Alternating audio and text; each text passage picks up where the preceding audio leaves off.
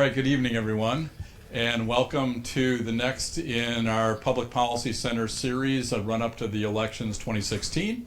My name is Pete Damiano. I direct the University of Iowa Public Policy Center, and we're very pleased to have our guest here from Washington University to do the segment on health policy research.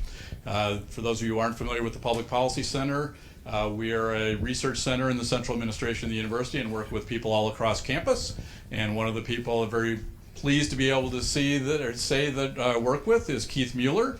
And Keith is the department head in the Department of Health Management and Policy in the School of Public Health. And Keith is a good friend and colleague of our speaker, and we'll do the introductions. Thanks, Pete. Well, Tim won't believe me when I say this, but it's surely a delight to have him here this evening to talk to us about what we can look forward to in health policy as we move through an election and a little bit of what happens next after a transition. I've got a lot of material here I could read to you about Tim. He is a full professor at Washington University in the Brown School of Social Work.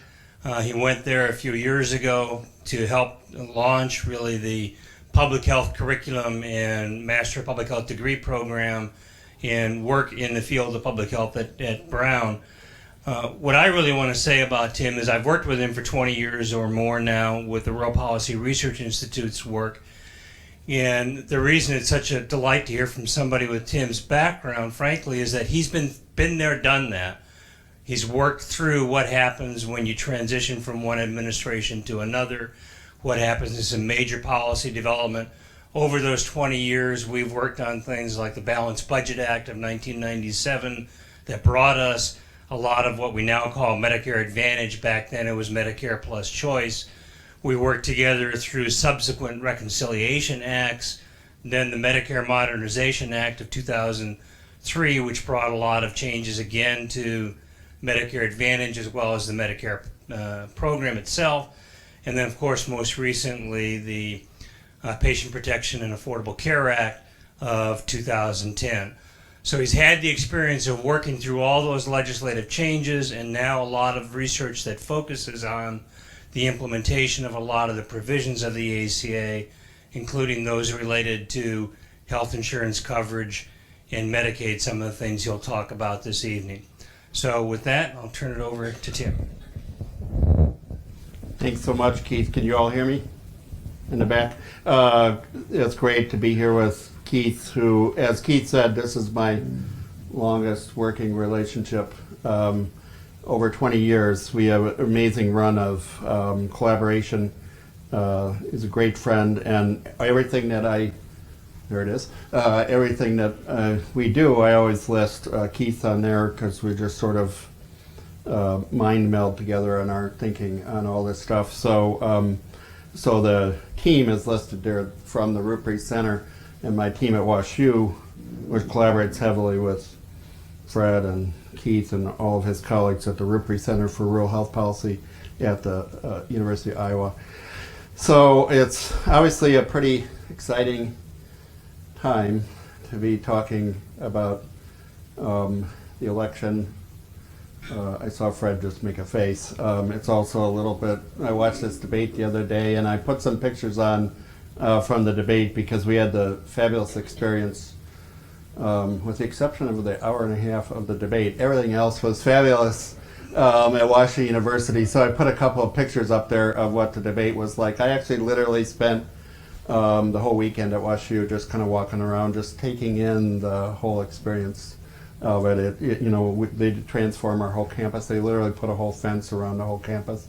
They have sharpshooters on the buildings, and you can just kind of walk down you have the quad, and there's CNN, and there's MSNBC, and there's Fox News, and it's just kind of funny. One of the funny stories I'll tell you is I'm in leadership now, and Monday morning we went to a meeting, and the chancellor told us a story that they had almost no problems whatsoever pulling off the event, but one of the problems they had was Fox and Friends on Sunday morning said, we need your marching band. And you probably have a marching band here University of Iowa. I assume you have a football team. So they said, we don't have a marching band because we don't have any, we're Division III, we don't have any sports teams. So so they said, we don't have a marching band. And they said, you don't have a marching band? So and we still have a pep band, which is about the size of about half this room. And we'll give you that pep band. And they go, well, that's not good enough. So they actually wanted to bring in a high school marching band, and they said, sorry, we can't do that. The Secret Service won't let it. And so they got into a fight, and then Fox News eventually gave in and let them just have the pep band. And I turned it on. It was at 5 o'clock in the morning. It was 47 degrees, and I don't know why they wanted the marching band there Sunday morning when it was 47 degrees. So this is a fascinating topic to be talking about the health insurance coverage post-election landscape. That's the title we chose. I want to take it in whatever direction I'll see in the next 45 minutes or so, and feel free to interject with clarifying questions as we go along. We'll have some Q&A later. Just some caveats on here is I'm mostly going to talk about the coverage aspects, the Affordable Care Act. I'll come back to that previous slide in a minute. But if you know the Affordable Care Act, that was what it looked like when it was passed, the 2,700 pages. It's a really big piece of legislation. It had 10 titles, if you know that. And these are the list of the 10 titles. And it's a huge piece of legislation. And, the first, the pages that I'll be mostly talking about are in the first, really, titles 1 and 2. The first few hundred pages of that, and just the 2,700 pages is about 1,000 when it's printed in real type, in a real with real margins and all that. So most of you know the coverage aspects of the Affordable Care Act, and that's mostly what I'll be talking about because that's where my research is focused in on. But please know that I'm not doing any sort of justice to the whole Affordable Care Act, and one of the world's leading experts sitting right there on many of the other aspects and work on a lot of it, on the payment reform aspects of it. And so there's a lot of it here, and Peter and others work, and I'm sure there are a lot of the other people in the room work on this as well. So just in terms of the implementation timeline, you probably all know this, but I want to get us all on the same page. The Affordable Care Act was passed in 2010. Many of the provisions went into effect right away, and some of them very important, probably to some of the people in this room. The dependent care coverage provisions, for example, up to age 26, and some of the other things they could do real immediately. But for the most part, most of the provisions went into effect in 2014, and that's mostly what I'll be talking about today. And so for most of us who do work on this, with the exception if you're looking at some of the programs on the left, most people sort of look pre and post 2014 when they're looking at the Affordable Care Act. And so just to give a little background, this is sort of, when you look at coverage, this is the main picture that you need to, that just came out in a few months ago. The changes in the uninsured rate. So looking at 2013, we're at about 14.5% of the population that was uninsured, and that's now at a historic low, at least since we started measuring that, below 10%, depending on what survey you look at, but they're all below 10%, and this one 8.5%. And I put in some numbers there so you can see how we're doing relative to. And so, depending on where you start counting, drop of about 17 million or 20 million people, so based on when you start counting. And just sort of to benchmark this, when they estimated this in the Affordable Care Act, CBO estimated about 30 million would be covered by the Affordable Care Act, and we estimated about the same in the simulation model that I did with Keith. So we're about 2/3 of the way it was projected to be in terms of coverage, so that's a really remarkable success in terms of actually achieving that piece of it. And so, I think what you want, and it's a very controversial piece of legislation in many ways, but I think it's should be said, I think that this is probably the most significant piece of social legislation that's been passed since Medicare, just in terms of its impact. And so, but the question is, I'm going to come back, well, the question is, what's next? And that was the title of this talk, post-election. So we're at the cusp of knowing in about 3 weeks where we're going to head in the next 4 years, the next 8 years. And I'm going to pose some questions that I think are some of the key questions we need to think about in a post-election landscape. And I taught a class that I was kind of thinking, should have thought about this before I did it. I taught a class on health reform before it passed. And then I said, okay, it passed. And then I said, let's teach a class on implementation of health reform. And then, oh, great idea.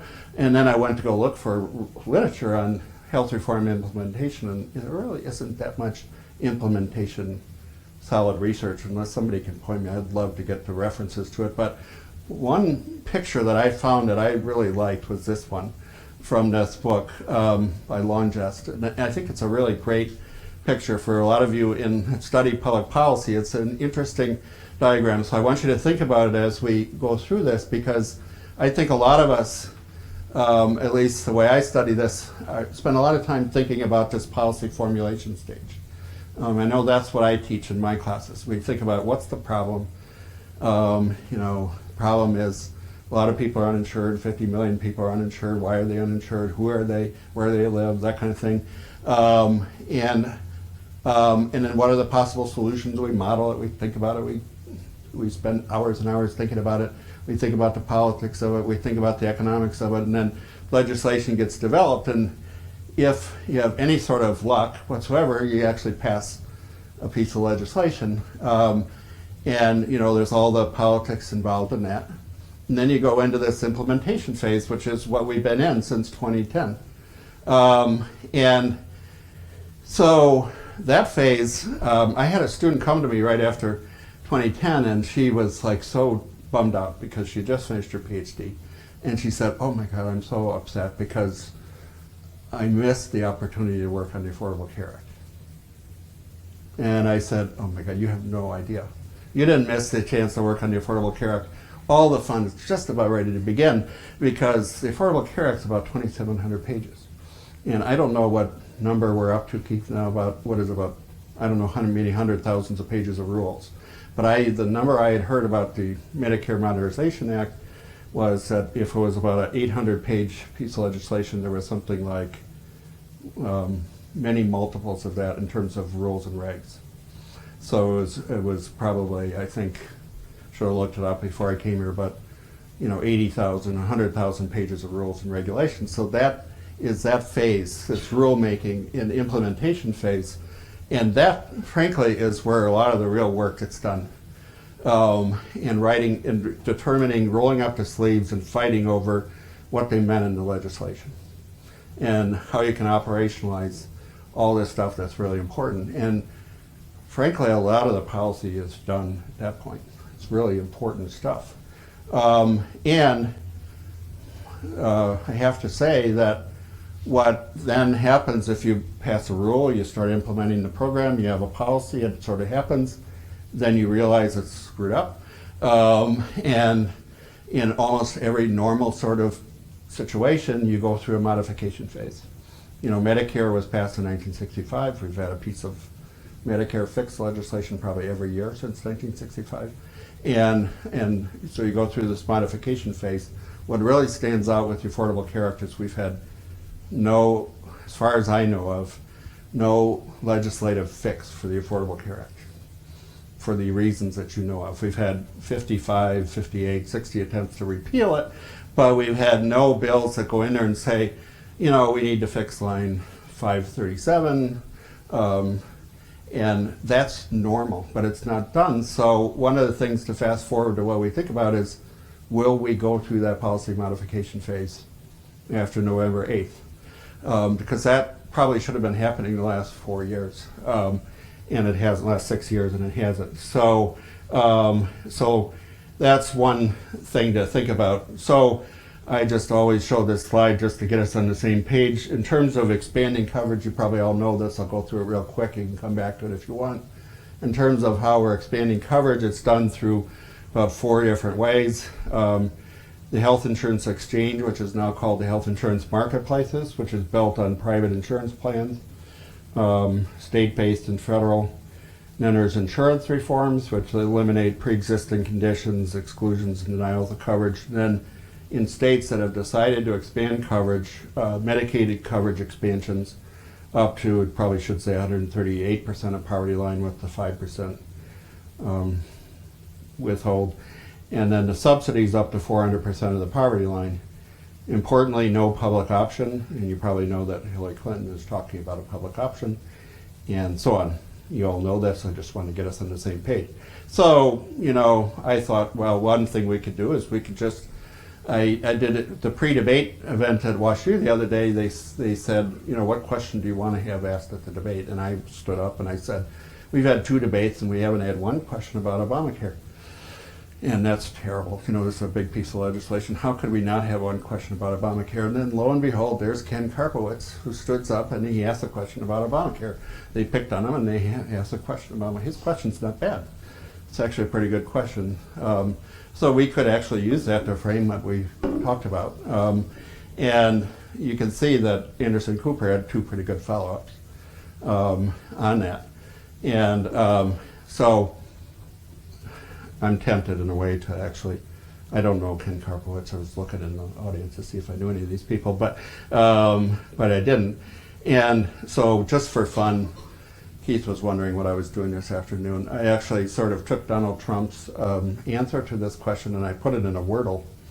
And so sometimes when I listen to his health policy answers, I feel like I'm in the middle of a Wordle. I don't know, there's a lot of words going on there and I can't figure out what they mean. So I said, well, if I could actually sort of make sense of it, maybe if I put it in a Wordle, the Wordle could actually sort it out for me and then the big words would come out and I could actually understand what he was talking about because he just throws a bunch of words. And so maybe that would help you a little bit. This was all of his responses put in a Wordle. So, certain words you can see come out pretty big in that.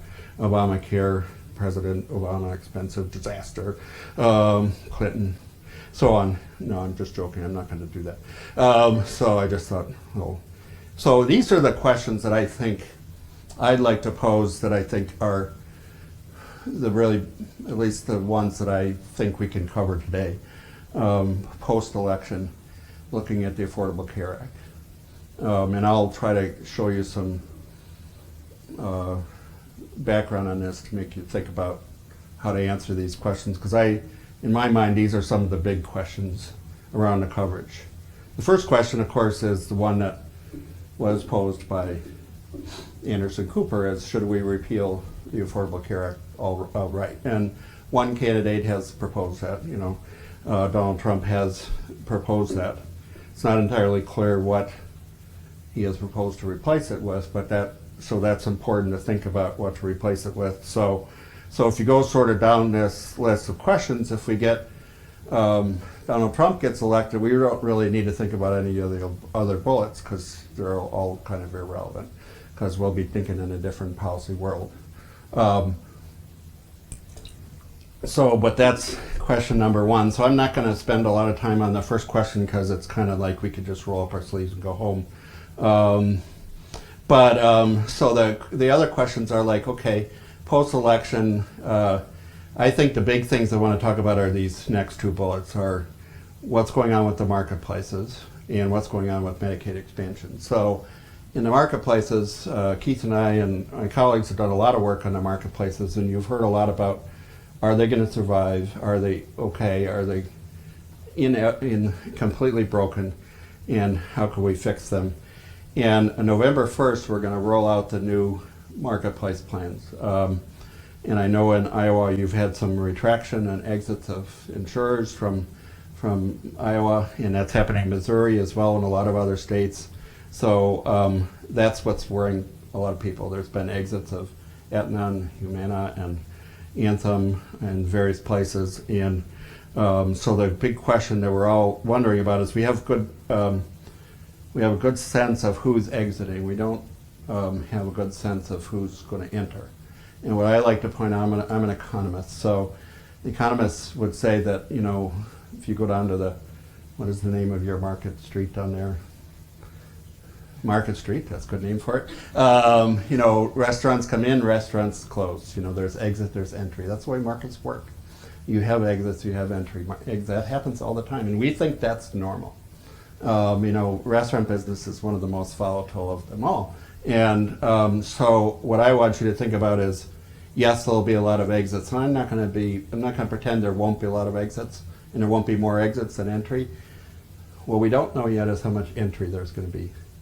So there could be insurers out there that would say, so they're leaving that market and we may enter.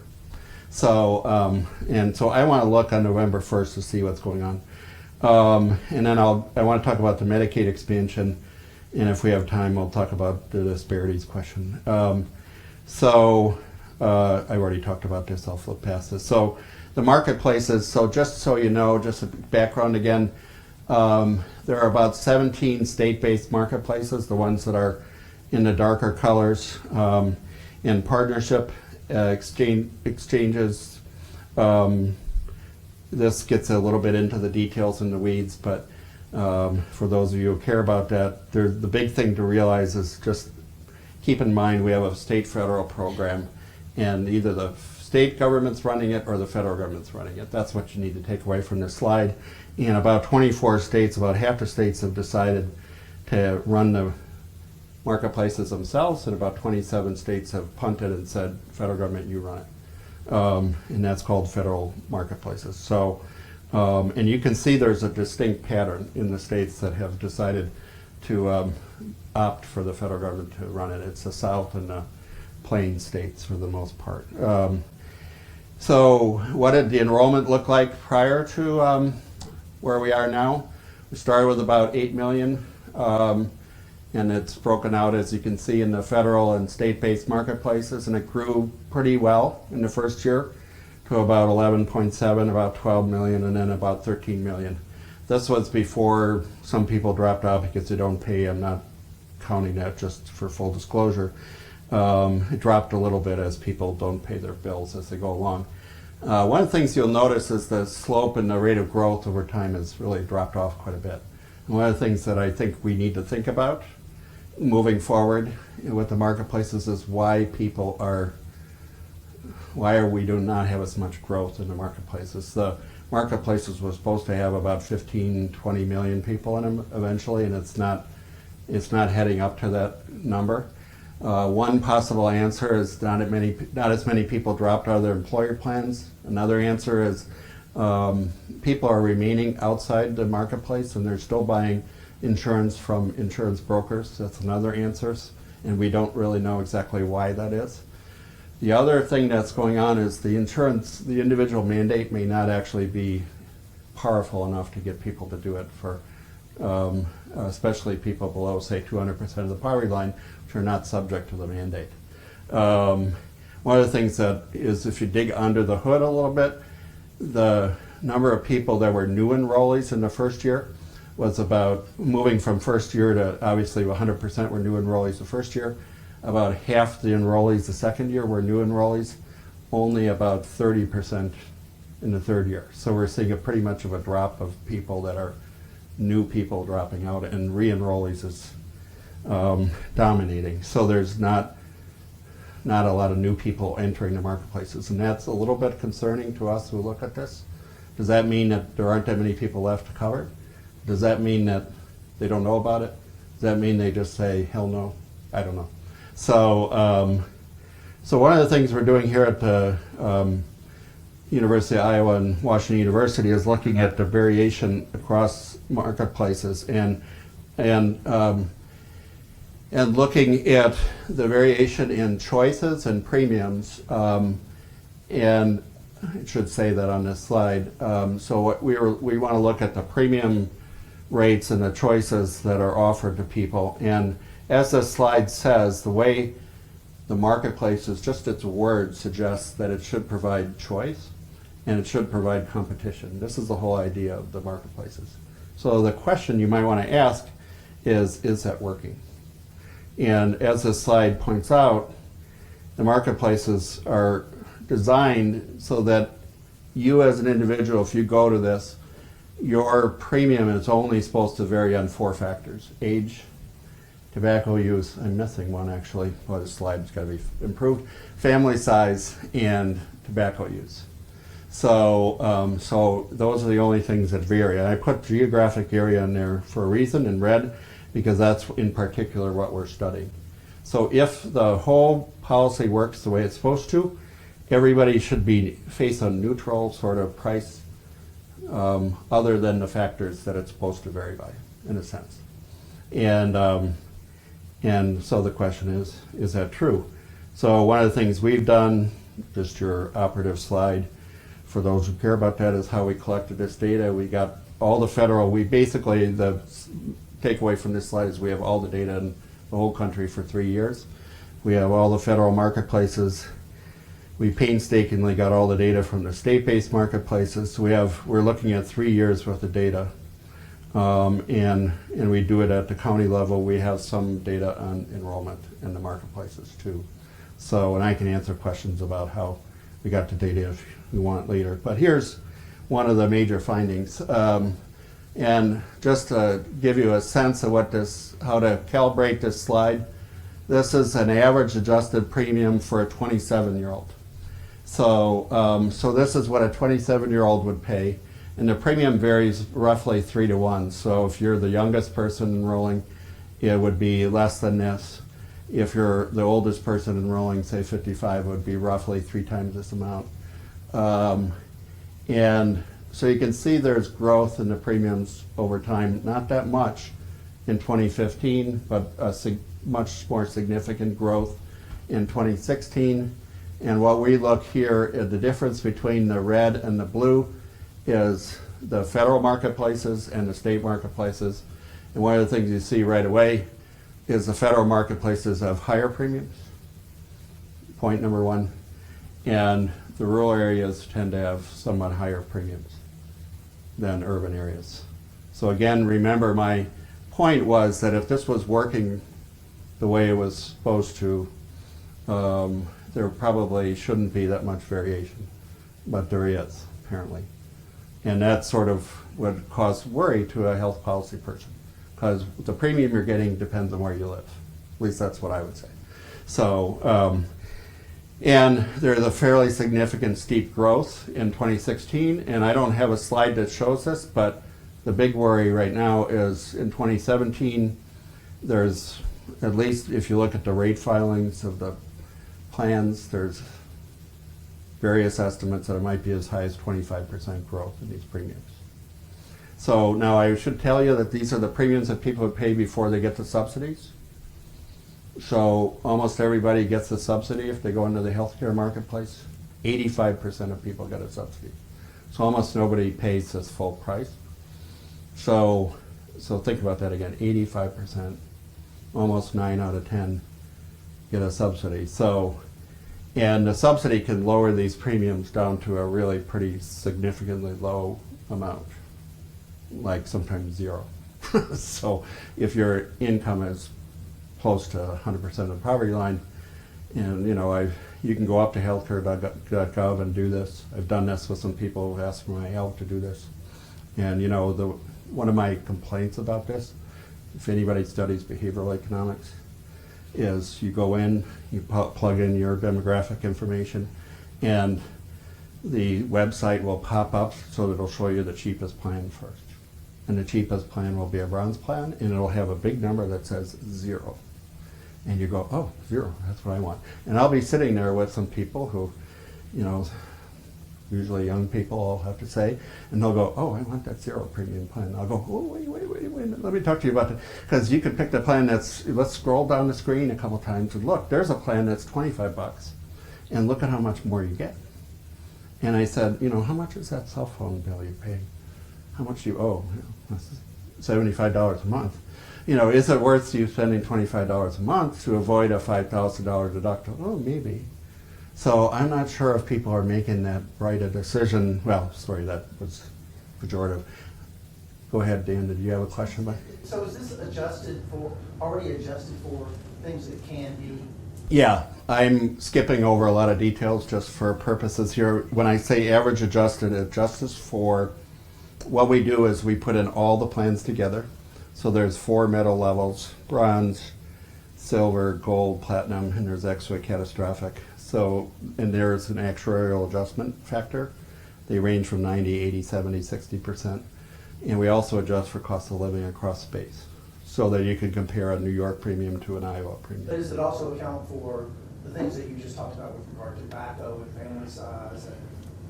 Well, this is for a 27-year-old, and if you went in there as a family, you'd get a different premium.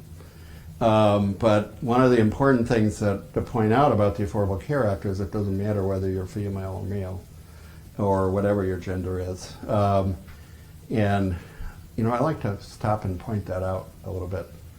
And just sort of for fun for the historians, I had the privilege of sitting next to Gloria Steinem. Probably a lot of people in the room don't even know who Gloria Steinem is, but she was probably the most important feminist in this century, or the last century, who fought for the Equal Rights Act. And I put a little ERA button on my cap and gown. She was speaking at our commencement, and I put a little ERA button in it, and made my heart break because one of my faculty colleagues said, "Oh, Tim, ERA, why are you wearing an equal earned run average button?"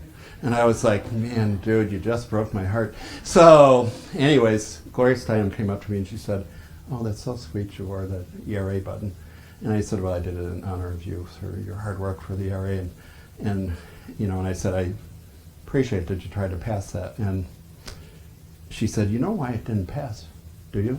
And I said, "I think I know. I thought it was Phil Schlafly and that, the conservative Christian movement." And she goes, "Oh no, that's not why." And I go, "Really?" And she goes, "It was the insurance companies." And she said, I said, "What?" And she goes, "It was the health insurance companies that said, if you pass the Equal Rights Act, I will have to charge the same premium to a female and a male.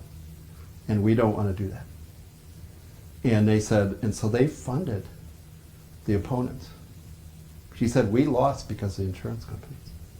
Now think about that. That's not happening anymore. So anyways, that's a little diversion point. But so, these are the premiums you would pay regardless of gender. Your family status would affect this. Age would vary from basically 3 times higher than this based on your age. Does that help? So one thing that we're worried about is this growth in the premiums. This is an important graph here. And the way to read this is, I'm probably driving this poor guy nuts. This is arrayed by the population density here of the area. So the most rural areas here and the most urban areas there. And this is the growth rate in premiums here. And orange is 2015 growth rates and blue is 2016. And just again, without belaboring all the particular bars, the thing that jumps out at you is 2015, the orange bars don't have much of a pattern. The blue bars have a lot of a pattern, the way I see it. And there's much more significant growth as you go to the left side of the graph, which means that the premium growth rate is a lot higher in rural areas. The more rural you are, the higher the growth rate. So that's another concern that we need to worry about. We don't know what it's going to look like in 2017. I have no reason to think it's going to get much better. Again, this is pre-subsidy. This doesn't mean that this is what people are necessarily paying, but if you don't have a subsidy, this is what you would pay. So there are concerns about the marketplaces. There's concerns about, and I'm going to show you the choices now. So, and this is a key slide that shows you how many choices people have available. And this arrays all the counties in the United States by how many choices of firms they have and the amount of growth there is in the number of firms and how much it changed from 2014 to 2015 and 2015 to 2016. And the thing I want you to pay attention to is this line right here. So if you look because there's been a lot of attention in the press about number of plans exiting, such as in Iowa. And so up until 2016, only in, it depends on, half full or 21% full, 80% empty, 21% of counties had exits. And that means 80% didn't. So that's not that bad. You might want to have any exits at all, but you had some. But it's not a huge number. It's all the numbers in red. Now, when I show this graph for 2017, it's probably going to look much worse. It's probably going to be 50% or something. But up until now, we've had not much change in the distribution of firms. So on the choice side, people's choice of plans has not gotten appreciably worse. In fact, it's gotten a little better up until 2016. But 2017 is going to be worse. So that's worry number 2. Premium growth rates, 1. Choice is worry number 2.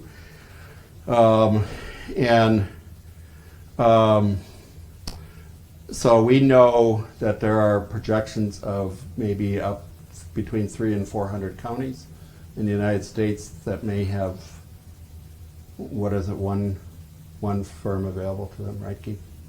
So that's at least the projection that's come out.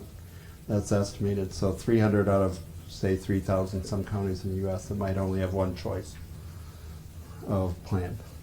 So that would be only Anthem or only Aetna or whatever. Now that doesn't mean you only have only one choice of a firm. That doesn't mean you'll have only one choice of plan. They may have a bronze, a silver, a gold. So like when I go up in St. Louis and I pretend I'm buying plans, I get like 21 choices. There are 4 firms, but they offer 5 different choices.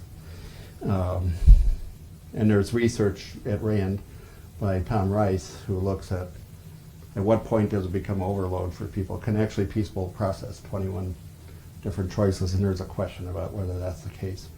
I think I'll skip this because of time and all that. So here's what the enrollment looks like in the marketplaces. I can come back to that slide if you want. But so how well are we doing in enrolling people in the marketplaces? And the way to read this is it's a percentage. So we actually can compute how the denominator is the percentage of the number of people who are uninsured before the ACA started, and then the numerator is how many people are enrolled. So 44% means that we have enrolled, by our estimates, 44% of the potential people that could be enrolled. It's an estimate, may not be right, but it's 44%. That's pretty good, I think, on average. And you can see how it varies. It's lower in rural areas than in urban. That's the basic, what we're showing here, 36% versus 45%. So why is that? We don't know exactly. Premiums are higher in rural areas. Choices are lower in rural areas. Maybe there's some resistance to Obamacare in rural areas. There's probably fewer assisters and navigators in rural areas. There's a whole bunch of potential hypotheses you could roll out. We're going to be looking at that this year in our project. But nevertheless, there's a sort of there's a lagging growth rate in marketplace growth and enrollment. So when you think about it, this is a half full, half empty. So moving forward, if our goal for the Affordable Care Act is to get this bar from 44% up to 100, you want to go find the rest of the potential enrollees. So that means in urban areas, there's say 55% less left to go, but in urban areas, there's 64% left to go. So there's more people left in rural areas. You don't hear that very often, and actually sometimes maybe the bias is to go look for them in urban areas. So that's the importance of this. Here's another way to look at it, arrayed a little bit more finely by population density, most rural to most urban, and you can see it's totally monotonic, 43% up to 60%. So again, there's some concerns about enrolling people. Again, we don't have probably the data to sort out exactly which hypothesis of the ones I listed is explaining this. Here's one that I think matters. So it sort of does stand out if you look at the number of firms that are participating in the county. 1, 2, 3, up to 8. And then you look at the enrollment rate, at least descriptively, if you look at this. It looks to me like this is all pretty flat here. But it starts dropping. 3 or fewer plans in an area seems to be something that matters, or maybe below 2.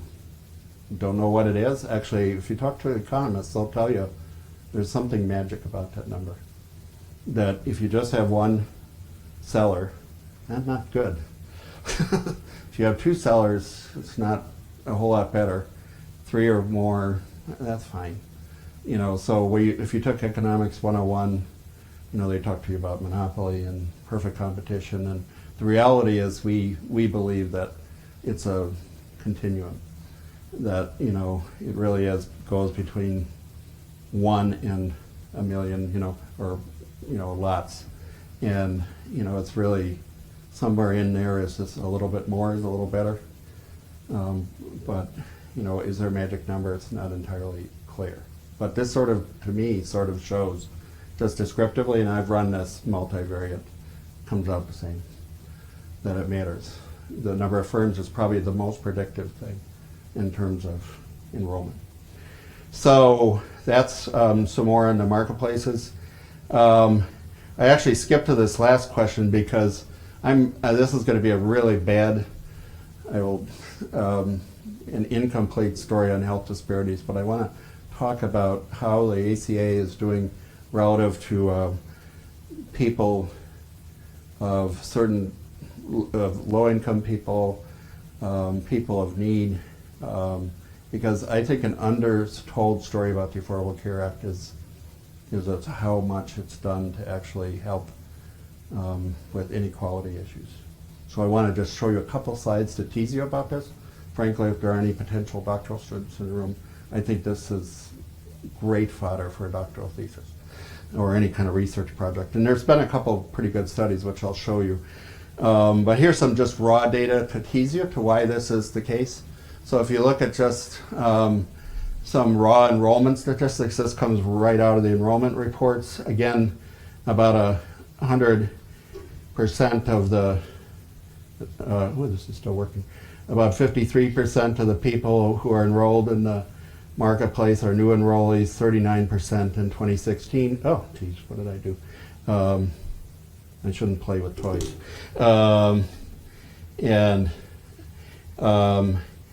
And if you look at the age distribution, it hasn't changed very much. 34%, about a third are under 35. We wanted that number to be about 40% or more because that's what the uninsured looks like, so we're a little bit low on that. Here's the number of percentage of people getting subsidies. That's a pretty high number. So what that should tell you is there's a lot of low-income people getting marketplace plans. That's my first hint to you that we're doing something about low-income people. And here's direct evidence. We didn't have it in 2014 for some reason, but 43% of the marketplace enrollees are below 150% of the poverty line, 41% in 2016.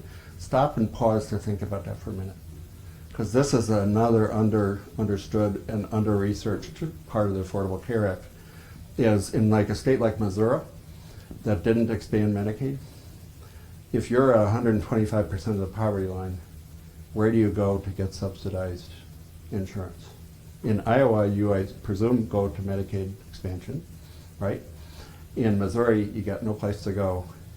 There is no Medicaid expansion, so where do you go? You go into the marketplace, you get a subsidy, and you get a very significantly reduced premium, down to about 2% of your income. And if your income, say, $13,000, that's only $260 a year. That's a pretty darn good deal. It's still pretty hard to come up with that much money if you're that low income, but we're doing a lot for people below 150% of the income. So it's remarkable, I think, that 40% of the people in the marketplaces are below 150% of the poverty line. So this is really a safety net catching program. And I don't think that's really well understood. And I didn't break this out, but I could. If I broke this out in Medicaid expansion states versus none, there's going to be very few people in non-expansion, and expansion states in that group, of course, because they'll be in Medicaid. So that's pretty remarkable. And one of the things that is there's bronze plans. Most people are buying bronze plans or silver plans, almost 85%. We can talk about that more in questions if you want. Here's, I think, a look at the distribution of the uninsured by income. And the way I'm choosing to present this to you is to look at it in reverse.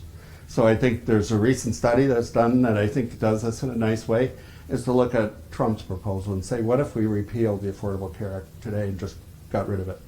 And so what would be the distributional effect of that? That's one way to look at how it's affecting the distribution of income and who's been affected by it. And what Commonwealth shows you is that the number of uninsured that would be affected are largely in this group below 100% of the poverty line. The number of uninsured would double overnight in that group. So think about that. So that means that the Affordable Care Act is really helping those in these groups. Because, so that's, I think this is not very well understood. Think what you want about Obamacare. You can hate this aspect of it or you can like it. It's probably one of the most significant anti-poverty programs we've ever passed, in my opinion. I'll just throw that out there. You can debate it, kick it around, tell me I'm wrong, but I think that, I would argue that's the case. Here's another way to look at it. If we repeal the Affordable Care Act today, the number of people that would be uninsured with fair or poor health would more than triple, from 2 million to 6 million. So we are insuring a lot of people in fair and poor health. So not only are we helping the poor, we're helping people with fair and poor health. So it's really a program that's aimed at the disadvantaged. So I should probably quit in a little bit, right? Just got a couple more things I want to show you about Medicaid. I could talk all night, as you know.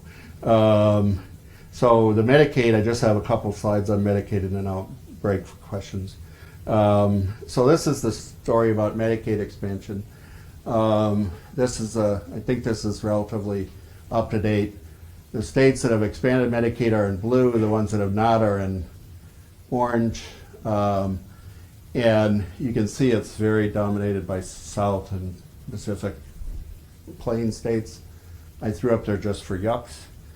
The map in the corner is the states that voted for Obama and Romney in 2012, and gee, it looks a little bit similar. So I don't know why that is, but so there's a lot of congruence there. So the question is, will more states expand Medicaid, and how are they? And if they do, will they do sort of the Iowa model, or will they do the California model of straight expansion? That's the big question that's left on the table. I won't really answer that. We can do it in questions if you want, but and let me just sort of show you what's been the impact of the Medicaid expansion. Just the raw numbers. Overall, 27% growth in Medicaid.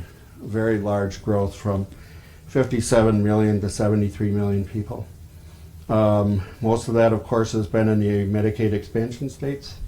37 million to 51 million, 35% growth. But, as I like to say, I chair the Medicaid Oversight Committee in Missouri, and I like to just be provocative because I have tenure, and I like to say we have a Medicaid expansion in Missouri too, and we've seen a 100,000 growth in Medicaid. We just aren't getting the federal match for it. We're having to pay for 40% of that growth and not 10% of it. And so in the non-Medicaid expansion states, there's been a 12% growth in Medicaid. It's called the woodwork effect. And I will tell you that I look at these numbers all the time.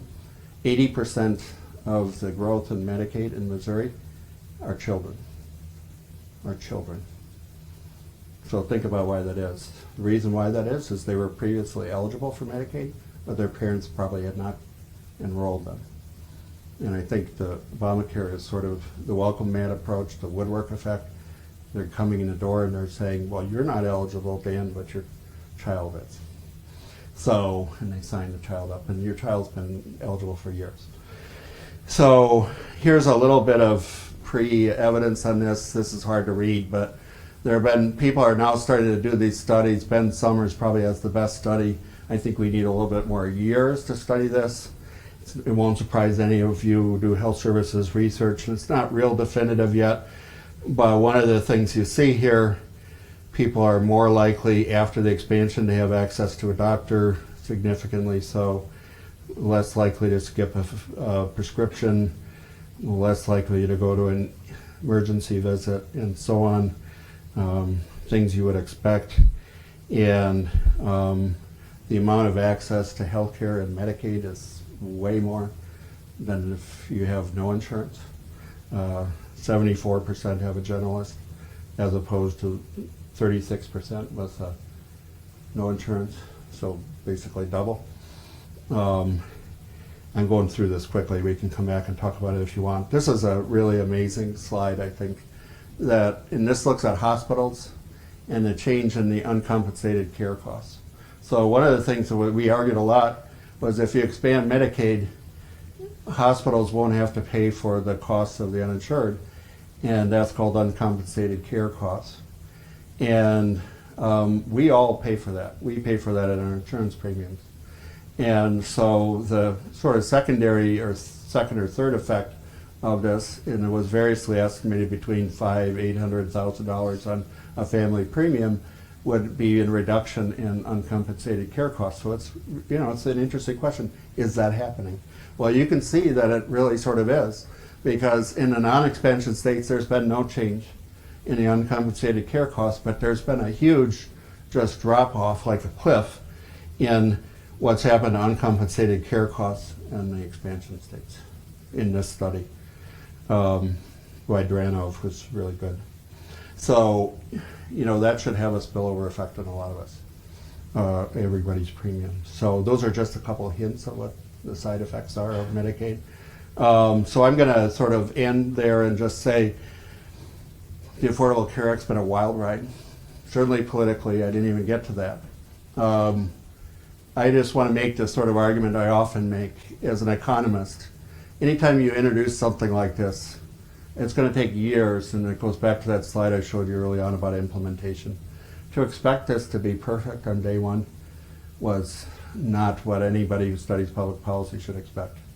And those of us who studied this knew that it would take, even if the Congress cooperated and sort of changed it as we went along and fixed the problems, it was going to take 5 to 6 to 7 years for us to get at what an economist would call equilibrium, where we could actually say, okay, now we know the effects of the Affordable Care Act. And it probably, arguably, would even be longer than that if you're looking at the long-term health effects of diabetes and, obesity and so on. And we're clearly nowhere near that.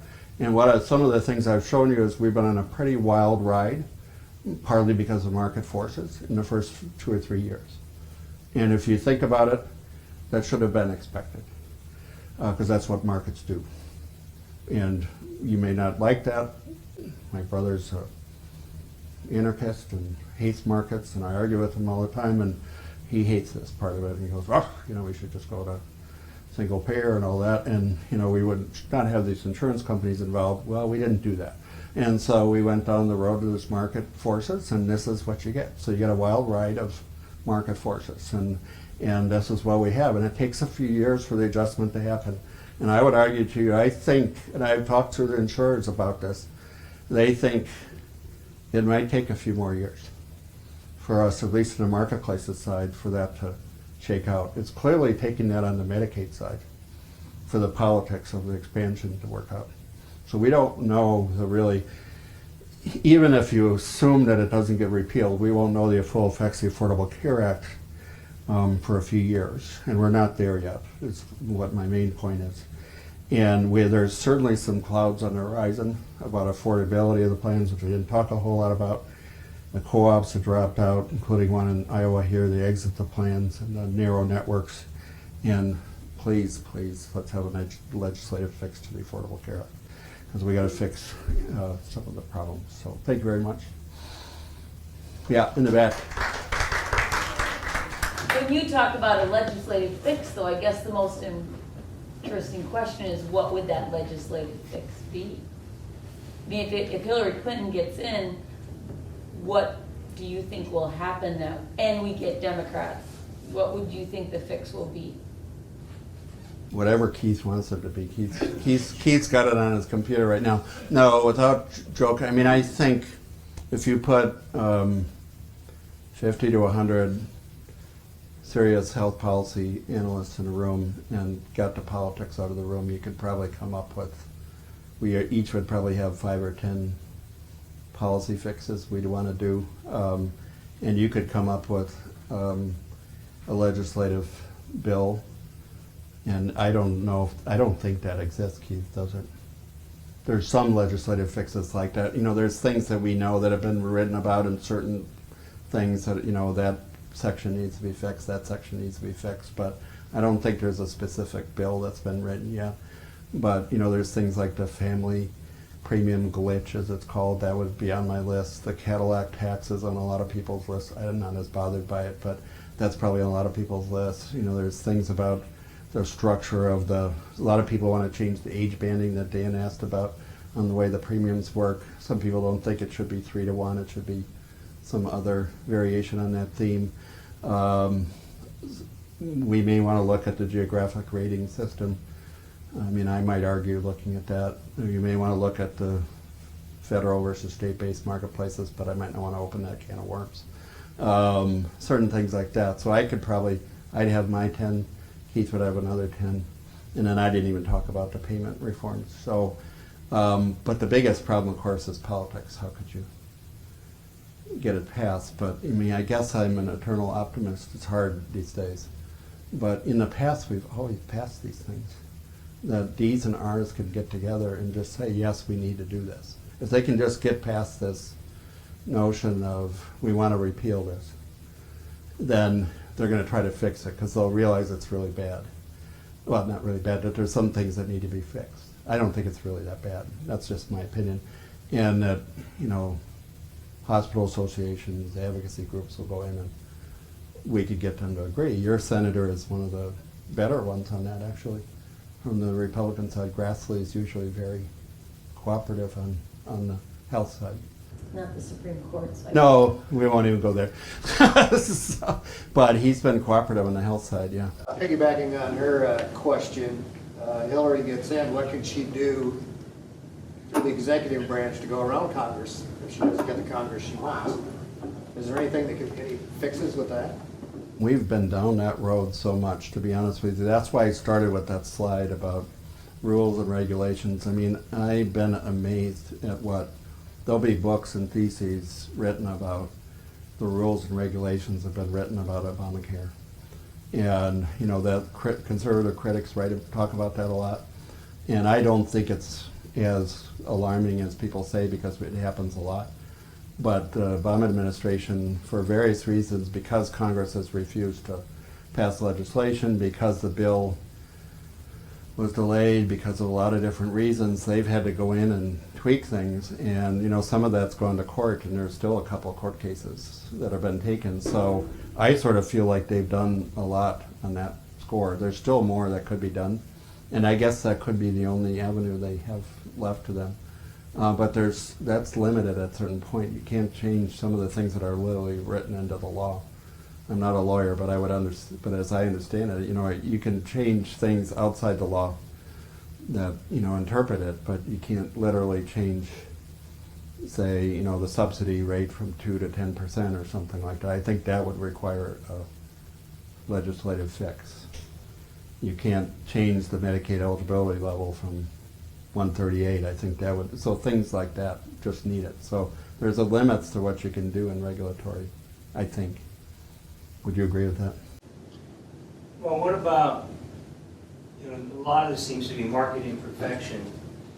There was a provision in the ACA that has us curious because we think it hasn't been fully implemented. Yeah. And that was for multi-state plans to exist. And we don't have that right now in every state. And by now, if I remember, by We're supposed to be at 2018, 80% or almost 100%. Yeah, we're supposed to be about 80% by now and 100% by, I think, 2018. We're nowhere close to 80% coverage across the country of multi-state plans. So there may be something in regulation or implementation that could be done about that.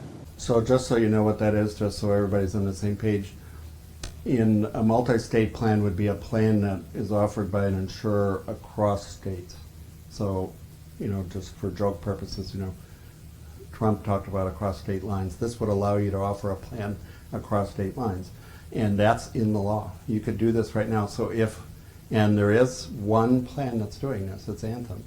It's offering multi-state plans in a number of states. And by this point, there were supposed to be at least 2 or more multi-state plans in every state, or in those 80% of those states.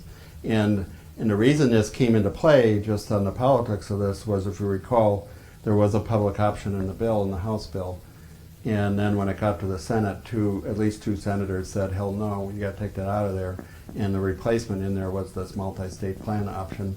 And that is, so Hillary may sort of talk about a public option, but this may be a direction to go. We could have a sort of a private version of a public option offered by one insurance company everywhere in the country.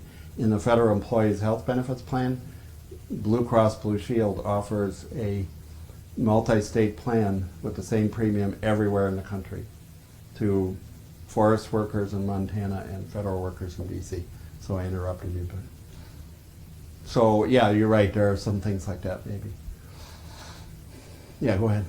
Wondering, another thing first about the initial costs, the healthcare providers I talk to aren't surprised that when you're getting folks into the system who have been out of care for a long time, the initial costs, I would imagine we're still seeing some of that. I was wondering if you have some sense that maybe as folks get regular medical care, some of the costs on the provider end, maybe you have some sense of whether that may flatten out. The other thing I'm wondering about is the drug costs. So Hillary's talked a little about this. Jerry Brown and folks are starting to wrestle with, maybe buys. The government is doing some buying, like the VA, to get the drug costs. And I'm wondering if you have some sense of how much these rising premiums have to do with the drug costs. So they just passed, speaking of a regulation, they just passed a regulation that helped the insurance companies with the first part of that.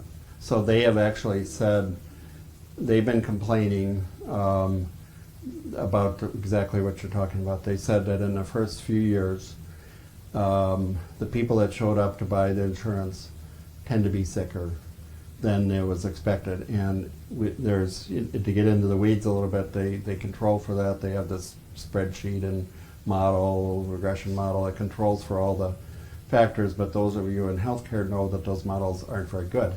So you can run a person through that model and you can only control for some things, and we variously can control for only about 30 or 40% of the variation, and so that leaves 60% that's left out. And so what they're arguing, and I've actually seen some of this data for a private insurer who have gone unnamed, but it does look, and I believe that it's probably true, that what you get in the first year is sick people showing up.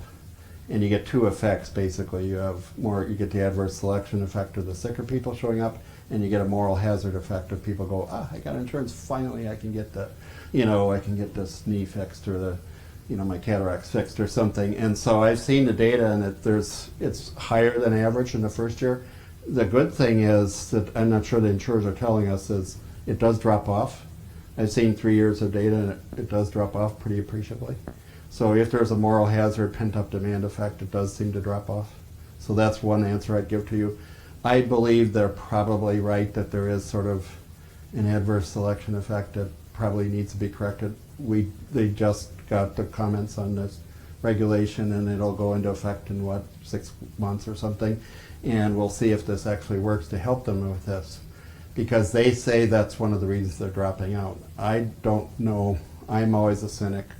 I don't know if that's really the main reason they're dropping out. I will just tell you that I think the other things that I would pay attention to, I'm just of the strong belief that what we are seeing is a segmentation of the insurance markets.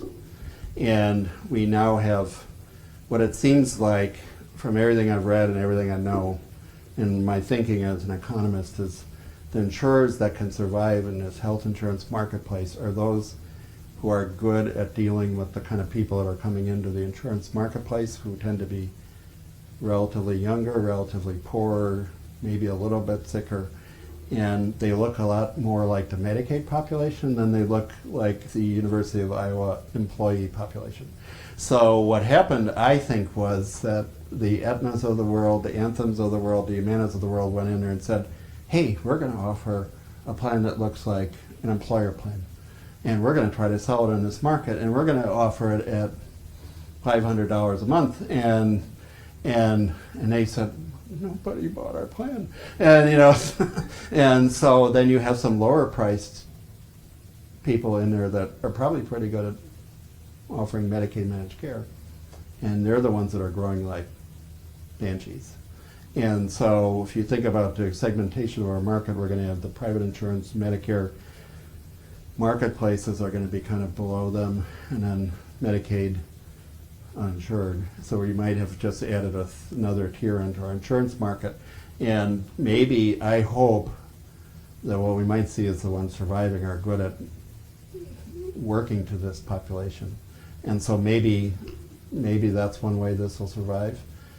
In addition to the regulatory fixes, in addition, I don't know much about the California fix, but in getting at that, I think Hillary, and I admit I haven't studied her proposal that much about her prescription drug proposal, but many economists and health researchers have said for years, we got to do something about prescription drug prices. So, I mean, personally, just as a person, I would say, I don't know why we don't do more regulation of prescription drug prices, and we've had a couple of horrible cases in the last couple of years that just show that there are market forces going on that you just need to deal with the prescription drug prices. That I would be in favor of that, in using the market power of the VA and the Medicare and all that.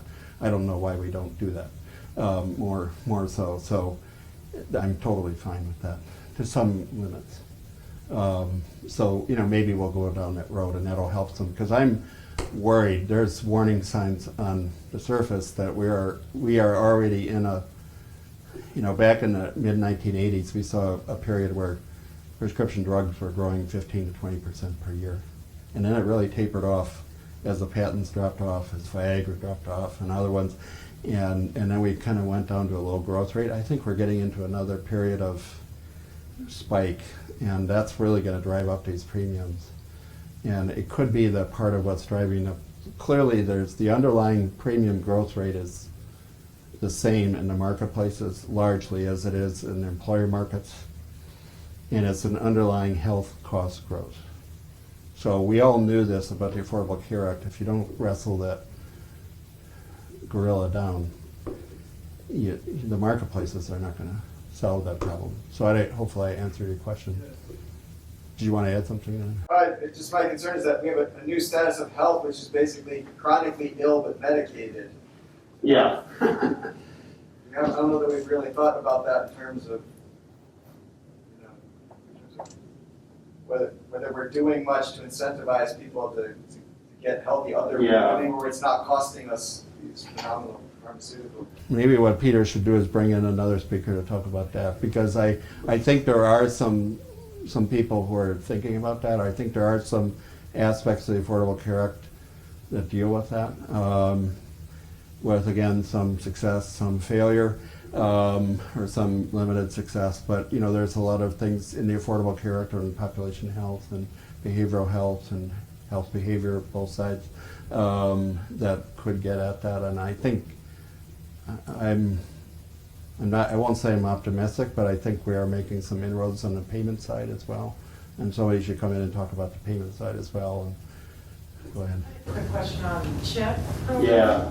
So the Rexall Amendment didn't allow CHIP to roll into the marketplace until 2017. So the CHIP is up for reauthorization for funding in 2017. There's been a lot of conversation about, with some, that if you take that CHIP population and move to the marketplace, it's a healthier pool. And a lot of Republican governors are more in favor of that. But you know, advocates worry about, you know, what that'll do to the benefit design and assuring the continued access for both rural and urban kids. So I didn't know if there was anything that you were hearing or concern from that population that potentially will move. That's interesting. I have not thought much about that, so I'm glad that you brought that up. I'm going to go read some more, but I haven't heard much about that. Have you? And what you just summarized as what the issues are. I don't think That would give you a political projection that if the election goes the Democrats' way in the White House and maybe that even flip either one of the other two chambers, I would predict a really serious debate about extending the Rockefeller Amendment some more, which would follow a typical pattern. And when that happens, you put something like that in for 4 years, it works for 4 years, which I think it is, then there's a sentiment to just renew that amendment rather than try to deal with how do we bring them in. Keith's got a really great political antenna, so he's probably quite right about that. And the other thing I would add about that, and you sound like you could tell us more about this than we know, but the things I'll add about that is, of course, Hillary was one of the authors of CHIP. And I heard a commentary the other day, and take this as you want, but I thought it was actually kind of, it was from one of political scientists at WashU, one of our trustees asked, like, if it goes, what would a Trump presidency look like and what would a Hillary presidency look like? And I can't still make sense of Trump's health policies, but I can try to do it if you want. But so I won't even. He talked mostly about it. He'd focus on immigration and other things. So, and he would try to tackle a couple things big, huge. And then, but he said he predicted that Clinton would be kind of a pragmatist, and I think that's a pretty good point, actually. Rather than sort of go in there like Obama and try to pass two or three huge pieces of legislation, he sort of said that she would really try to she'd try to tackle lots of small things, just get things through, but not real big things, and that might be one of them, because that might be enough below the radar screen that it's wonky, and not a lot of people would think it's not going to be so big that it would cause political problems like Obamacare or stimulus bill, that Obama had to put a huge amount of political capital into that. But I can see her saying, this is something that's important to me. I got to make CHIP survive. And that would be just one thing I'd add. And that kind of gets to your question too, I think. Like, what's possible legislatively versus regulatory. And what Keith and I have seen over the years is in the legislative fix bills, there's a lot of small legislative fixes, and they get passed repeatedly. And you get accomplished what you can get accomplished, and it's bipartisan. This is going to have to be bipartisan, no matter what happens with the Congress. It's probably going to be a 50-50 split in the Senate, one way or the other, and it's probably going to be pretty close to that in the House. So they're going to have to do something bipartisan if they get anything through legislatively. So. Yeah, right there first, and I'll come back to you. So I'm actually a healthcare provider. And Oh, I've great. been to Thanks for coming. professional meetings recently. So I said everything wrong, probably. Providers haven't a clue.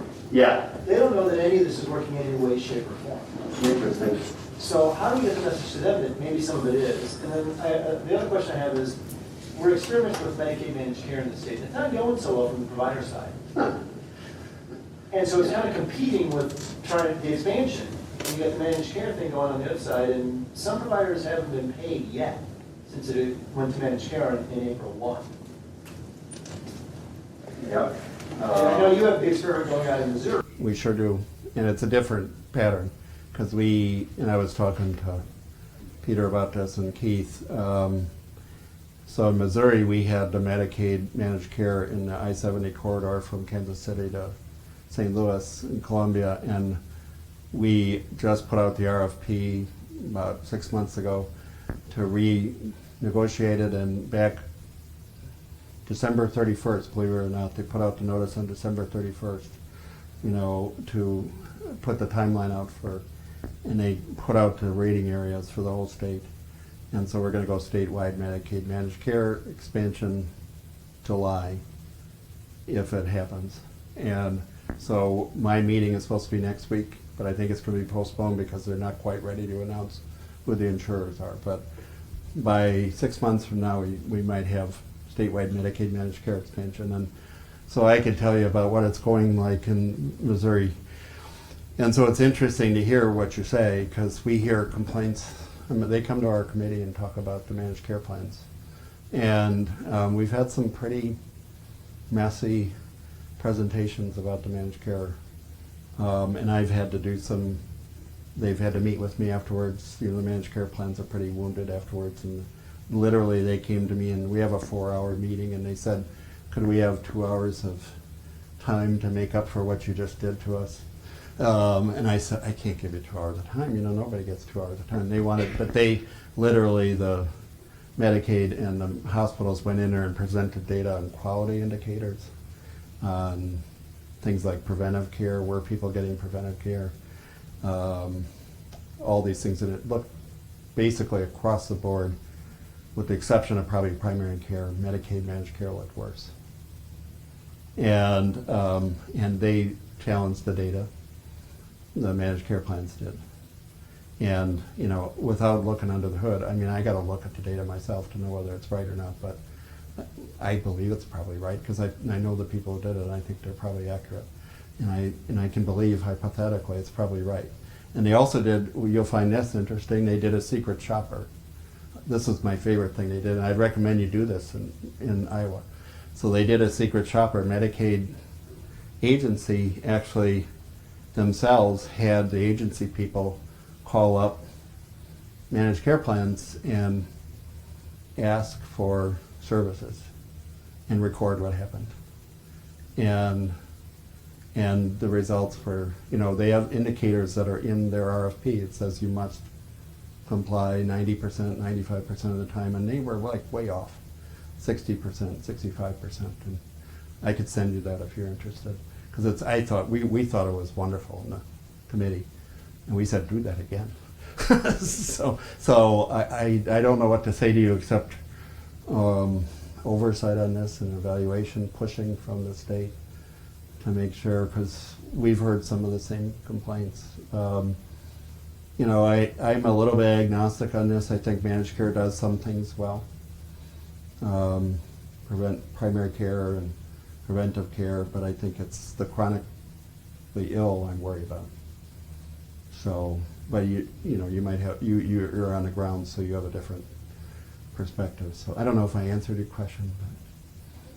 That was more of a comment. The other one I'm curious about, though, is how do you message that it's somewhat, Obamacare is working somewhat? You made a lot of comments about this is working, this is under notice, this is underreported, nobody knows about this. What the hell? It works. Yeah, I was a little even understated today than I normally am, as my colleagues know, and I told you I think it was the biggest piece of social legislation we passed in the last 50 years. If you think about enrolling 20 million people in the last 2 to 3 years, reducing the uninsured rate to its historic low levels, having the effects on the low-income people that it has, that's really pretty remarkable. So on the coverage side, it's an unequivocal success, and we're about 2/3 of the way there. And you're right, that message doesn't get out. It's because, and I listened and I joked about, I put up that question from the debate, and my complaint about this, and we all do this from academia and policy, is the press just does not understand healthcare policy. And it just drives me nuts. And I try to be patient with them. And, if you get into this is tough stuff, and I probably got too weedy for you already in this presentation, but this is a difficult bill. It's 2,700 pages, and it's really hard to explain this. So it's a lot easier to say simple things like, you know, Obamacare stinks and, you know, insurers are evil, but, you know, to tell a more nuanced story is, you know, and I think I told you positives and negatives, and if you try to be honest about it, it's really hard. You were going to add something, Keith. Well, I didn't, I'll start this comment by saying that I did not watch the debates the other night, but I picked up on what was said afterwards. But I would be curious among people that did watch it, you know, what did they take away from the answers to the health question that Tim put up? Because the major takeaway that he just said was in the answers the other night. But I'm wondering, when people walk away, are they taking away a sound bite that is a word or two? Or did they hear the data that was in the Clinton response, which was, we have less than 10% uninsured now, which is a historic low? I don't know how that answers your question, but I think it points to the problem some more. That information was part of all of those answers, and I just have a feeling that didn't come through. What is the answer that people say? I know my answer, but Well, I think you characterized it well earlier, that she's very pragmatic because of what she's been doing in the past. And she said, let's not throw this out, let's fix it. that is what she said. That is what she said. And then I agree with you to some extent that Trump's positions are a little incoherent. And I'm not sure they're evidence-based. So, Right. Some of what he said was accurate, some of it wasn't. Some of it was legitimate policy proposals, some of you couldn't put the pieces together in a logical, coherent way.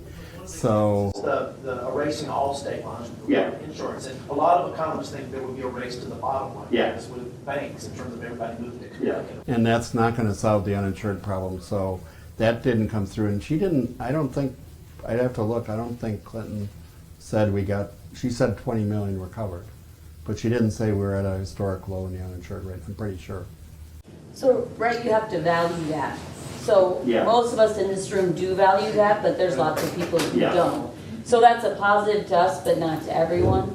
And for small employers who do pay the full amount of premiums, which have gone up the same as the marketplaces, then they are looking at really increased rates. I mean, we have a small business and we've gone from, you know, $250 per person 4 years ago to over $380 per person Right. in our business. So now we're also a medical provider. We're not seeing our rates increasing from these Medicaid managed care organizations as a primary care provider. So now my insurance rates are going up. What I'm getting paid is not going up. In fact, in Medicare, it could be going down if I can't meet meaningful use. And somehow we want people to support it. They're not going to be able to do that. So I do think he resonates with people who feel they're stuck in the middle. That group of people that do pay the premium, they're not getting much subsidy, or employers, small employers who can't self-insure and are getting hit hard by insurance premiums. So let me address that because I think that's a great point, and that's Anderson Cooper's second question here. And when Bill Clinton came out and made that comment, it was, I think, widely misinterpreted. And what they pulled out of that, and it's the same thing as like the fly goes to the, you know, the sticky part of the quote. And I've had to learn this with the press too, that you don't say something like it's the craziest thing in the world because you know that's going to be the soundbite. So he said it's the craziest thing in the world. So what the press said was, oh, Bill Clinton said Obamacare is the craziest thing in the world. And he doesn't like Obamacare. And we know he doesn't really like Obama because he beat his wife in the previous election.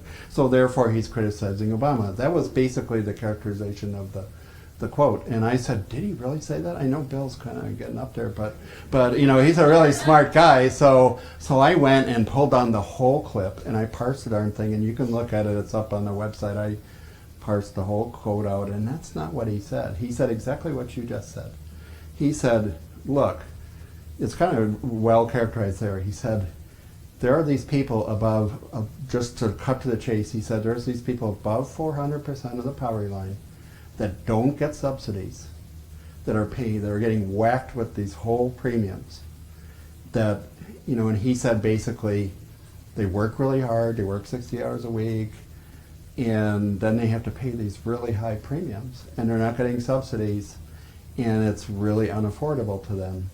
And we have developed a system, that we're not helping them. That's all completely accurate. And he says that's the craziest thing in the world. Why did we do that? And he says the reason it's happening is because insurance markets don't work. It's a very small pool, it's a few million people, and the insurance markets are not going to work for that small pool to solve this problem. You can't solve the problem for the small number of people. I've looked at these people above, that's a pretty unusual group, above 4 times the poverty line, above $50,000, but uninsured. Otherwise, that go to an insurance company and get whacked with the whole premium. And so that's a interesting group. And I can tell you, I looked at this group, you know who they mostly are? They're small business owners, they're self-employed, or they're spouses of people that work for an employer that's got an employer plan, but the employer doesn't cover the spouse. So that's the group that he's talking about. He says, we have this crazy system that we're not helping these people. And he said, what we should do is we should let them buy into Medicare and Medicaid. That's what he said. But is that what the press said? No, the press said, he thinks Obamacare is stupid. It's like, He said there's been no policy modification yeah. in 6 years to address it. Yeah, I mean, he advocated a fairly simple solution to that. Let them buy into Medicare and Medicaid. I don't know if that would work. We should model that. That's not a bad idea. Time for one more question. Yeah. It's a great point. Thank you for bringing that up. So. Please join me in thanking Tim for coming up from Washington.